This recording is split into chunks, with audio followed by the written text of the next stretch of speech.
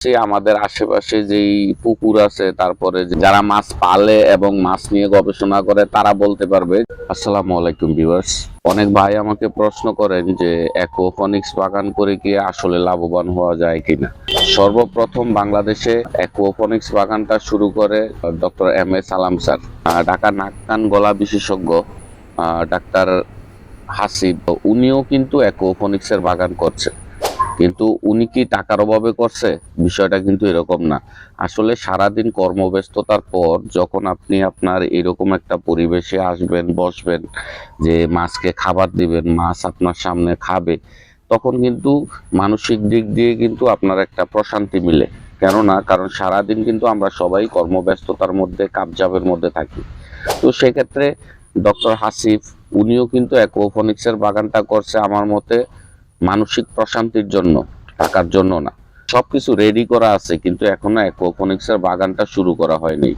কেন হয় নাই? কারণ আমি এই সিজনটা চাইতেছি একটু আনকমন কিছু বীজ দিয়ে এই সিজনটা করার জন্য। কারণ আমি কিন্তু অ্যাকুয়াপনিক্সের বাগানটা অনেকদিন করছি, এখান থেকে ইনকাম করার জন্য কিন্তু বাগানটা করি নেই।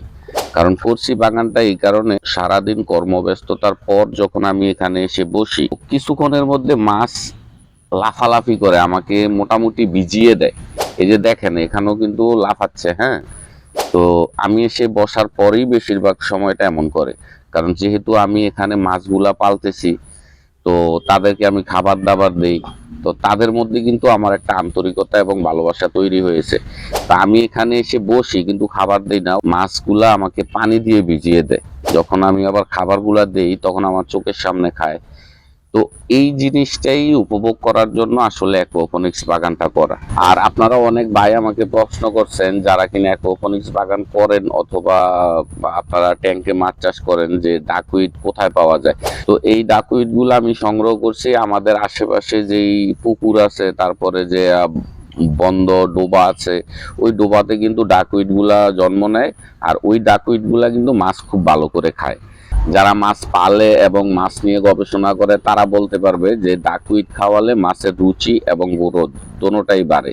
কর্মব্যস্ততার কারণে কিন্তু আমি অ্যাকুয়াপনিক্সের বাগানটা কন্টিনিউ করতেছি না, বাট মাছগুলা ভালো আছে এবং আমি চেষ্টা করতেছি যে ভালো মানের কিছু বীজ পেলে যখন এখানে রোপণ করব তখন আমি আপনাদেরকে দেখাবো যে কিভাবে অ্যাকুয়াপনিক্স বাগান পরিচালনা করতে হয়।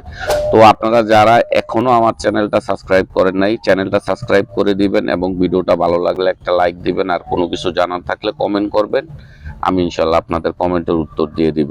তো আজকের মতো বিদায় নিব, আপনারা সবাই ভালো থাকবেন। আসসালামু আলাইকুম।